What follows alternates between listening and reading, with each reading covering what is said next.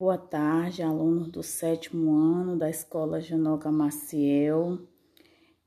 A nossa aula de hoje será sobre regionalização oficial do Brasil e os complexos regionais, que vocês poderão estar acompanhando pela aula gravada ou pelas páginas do livro 56, 57, 58 e 59.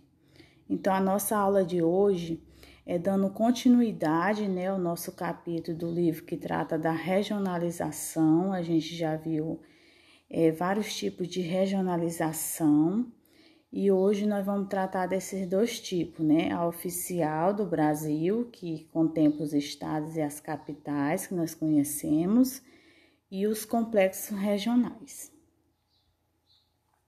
A regionalização brasileira oficial. A regionalização é usada para descentralizar a administração e assim planejar melhor as ações governamentais e ainda para coletar dados e realizar estudos sobre determinado território.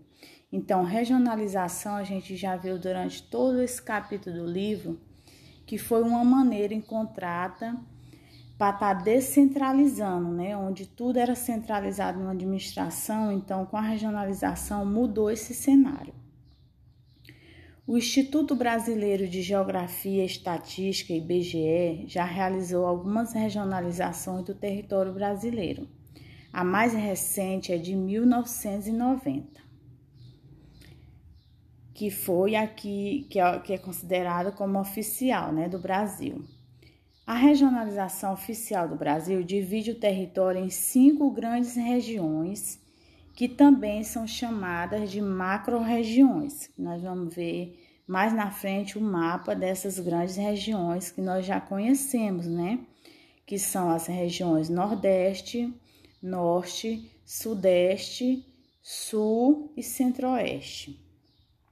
É importante também lembrar que as regiões elas se relacionam entre si e não devem ser consideradas unidades isoladas, Então, nós não poderemos considerar uma região isolada da outra. Elas são interligadas, foram divididas para ter essa melhor administração, para descentralizar a administração e para ter uma melhor coleta nos estudos, um melhor planejamento nas ações. Por isso foi dividido o Brasil em 5 grandes regiões. A divisão em região. Para essa divisão do Brasil em 5 regiões, o IBGE agrupou os estados segundo uma combinação de aspectos naturais, sociais e econômicos. Então, para agrupar esses estados e montar essas regiões, eles usaram esses critérios, a combinação dos aspectos naturais, sociais e econômicos. A gente nota que os limites das regiões coincidem com os limites dos estados.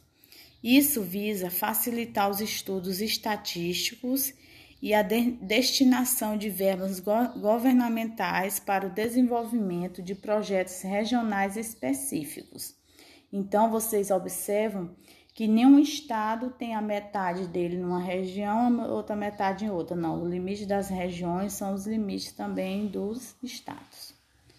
Então, como já foi falado, o Brasil ele foi dividido em 5 regiões, Norte, Nordeste, Centro-Oeste, Sudeste e Sul, e possui 26 estados e um Distrito Federal, que é o que contém a capital Brasília.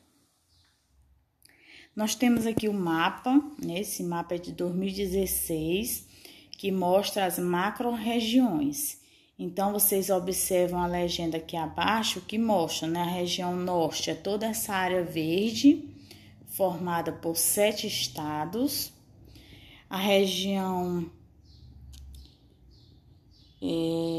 nordeste é a parte laranja, 9 estados. Centro-oeste é a rosa, só são 3 estados. Sudeste é amarela e lilás é o sul.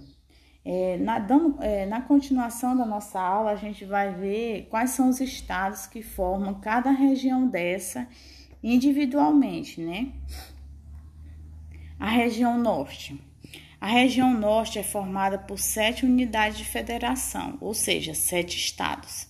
Aí nós temos o Acre, que a capital é Rio Branco e a sigla é AC.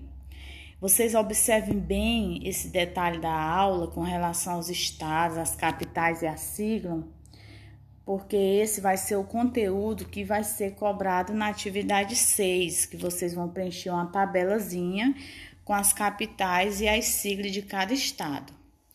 Amapá, a capital é Macapá, a sigla é AP. Amazonas, capital Manaus, né? A sigla é AM. Aí nós temos o estado do Pará, Rondônia, Roraima e Tocantins. Então, a região norte é formada por esses 7 estados, ou seja, essas 7 unidades de federação. A região nordeste é a maior, né? Ela é formada por 9 unidades de federação, ou seja, 9 estados. Temos Alagoas, Bahia, Ceará, Maranhão, Paraíba, Pernambuco, Piauí, Rio Grande do Norte e Sergipe. Vocês fiquem bem atentos à explicação da aula, porque vocês observam que as siglas nem sempre parecem com o nome, né? Maranhão é parecido, Ceará também é fácil, Bahia. Agora, Paraíba, ó, a sigla já é PB, né? Alguns estados, a sigla são as 2 primeiras letras do nome, mas outros não são. Região Centro-Oeste é formada por 4 unidades de federação, sendo 3 estados e um Distrito Federal, né? E o Distrito Federal, a capital é a Brasília, que é a capital do país. E tem os 3 estados, né? Goiás, Mato Grosso e Mato Grosso do Sul. A região Sudeste é formada por 4 unidades de federação ou 4 estados, que são os estados Espírito Santo, Minas Gerais, Rio de Janeiro e São Paulo. A região Sul é formada por 3 unidades de federação ou 3 estados, que são eles Paraná, Santa Catarina e Rio Grande do Sul. Agora nós temos outro tipo de regionalização do IBGE, né, que foi a criação dos complexos regionais. A primeira regionalização oficial do Brasil, elaborada pelo IBGE e estabelecida em 1942, delimitava as regiões de acordo com suas características naturais. Ela foi modificada em anos posteriores por causa de alterações na configuração territorial do país, pois foram criados e extintos territórios federais. Em 1970, tornando-se como base critérios naturais e econômicos, foi divulgada uma nova divisão oficial, com regiões que se assemelham às que conhecemos hoje. Depois, algumas regiões sofreram modificações por causa de alterações na divisão política do país, como a União dos Estados da Guanabara e do Rio de Janeiro, em 1974, formando o atual estado do Rio de Janeiro, a criação dos estados Mato Grosso do Sul e do Tocantins, elevação dos territórios federais de Rondônia, Amapá e Roraima, categoria de estado, e a anexação do território de Fernando de Noronha ao estado de Pernambuco. Então, as regionalizações do Brasil, de 1942 para cá, ela veio alterando, porque houve algumas mudanças, né, nos limites e na divisão política do país. Outro tipo de regionalização do IBGE são os complexos regionais. Além da regionalização oficial do IBGE, que é a que a gente acabou de ver, que dividiu o Brasil em 5 regiões, cada um com seus estados e capitais, outra regionalização bastante conhecida é a que divide o território brasileiro em complexos regionais ou regiões geoeconômicas. Essa regionalização aqui dividiu o Brasil em 3 regiões: o Nordeste, a Amazônia e o Centro-Sul. Essa regionalização do Brasil considera as características históricas e econômicas diferenciadas entre as regiões, sem se ater às delimitações das fronteiras políticas interestaduais. Então, os complexos regionais só são 3: o Nordeste, a Amazônia e o Centro-Sul. E eles consideram as características históricas e econômicas entre as regiões. Aí nós temos aqui o mapa, né, que mostra a divisão do Brasil nas 3 regiões geoeconômicas, que são os 3 complexos regionais. Nós temos a Amazônia, que está representado pela cor verde, o Nordeste, laranja, e o Centro-Sul, rosa. Vocês observam que o Maranhão ele faz parte de 2 regiões geoeconômicas, né? A região amazônia e Nordeste. A metade está do lado verde, a metade está do lado laranja. O Nordeste. Desde o início da colonização do território brasileiro no século XVI até meados do século XVIII, o Nordeste foi a região mais rica do país. A partir desse período, teve sua importância política e econômica diminuída.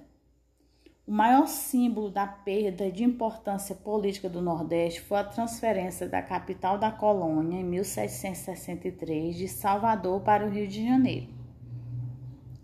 Economicamente, a produção de açúcar entrou em declínio, o que fez com que o Nordeste perdesse sua principal fonte de produção de riqueza. Com consequência, muitas pessoas passaram a migrar para outras regiões em busca de melhores condições de vida. Associada a isso, observamos ao longo dos séculos investimentos pouco diversificados e baixa disponibilidade hídrica, agravando mais esse cenário. Então aqui vocês observam que o Nordeste ele perdeu a importância política quando houve a transferência de capital, né? Que a capital do Brasil era em Salvador, depois passou para o Rio de Janeiro. E ele foi perdendo devido à produção de açúcar entrar em declínio. Apesar também de ainda apresentar baixos índices sociais, é necessário desmistificar a imagem historicamente construída, principalmente pela mídia, do Nordeste como um espaço seco, pobre e de repulsão populacional.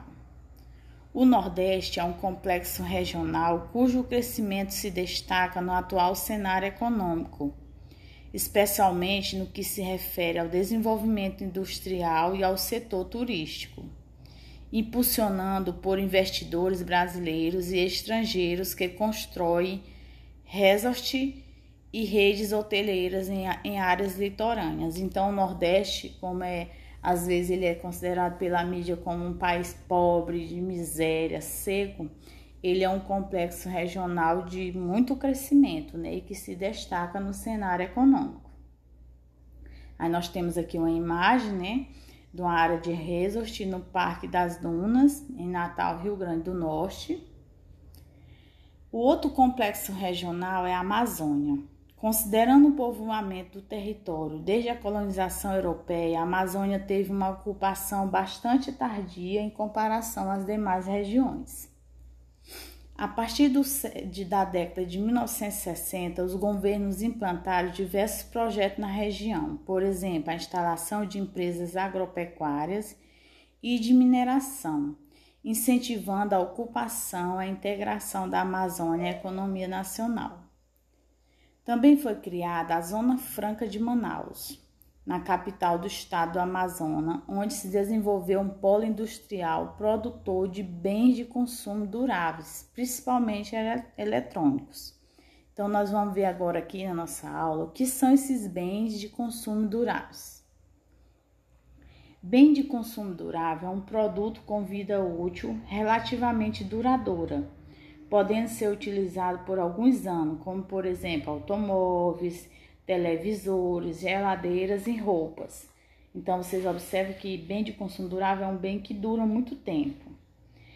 Grande parte do aproveitamento econômico da Amazônia e da expansão de sua ocupação provocou a devastação de grandes extensões de floresta, ignorando ou degradando o modo de vida dos povos indígenas, ribeirinhos e seringueiros e os chamados povos da floresta. Então, na Amazônia teve um grande aproveitamento econômico, só que esse aproveitamento econômico gerou também é a devastação de grandes extensões de floresta, degradando, né, o modo de vida dos ribeirinhos, que eram as pessoas que viviam à margem dos rios, onde desenvolviam atividades econômicas e sociais, e também o modo de vida dos indígenas e seringueiros. O outro centro regional, complexo regional, é o Centro-Sul. Ele é um complexo regional de grande peso político e econômico do Brasil. Nele estão situadas a capital federal, que é Brasília, e as duas maiores metrópoles do país, São Paulo e Rio de Janeiro. Por isso que ele é considerado grande peso, né? Esse complexo regional também reúne a maior parte da população, da produção industrial e agropecuária, além dos principais portos e aeroportos, bem como as sedes de importantes empresas e variados setores de serviço.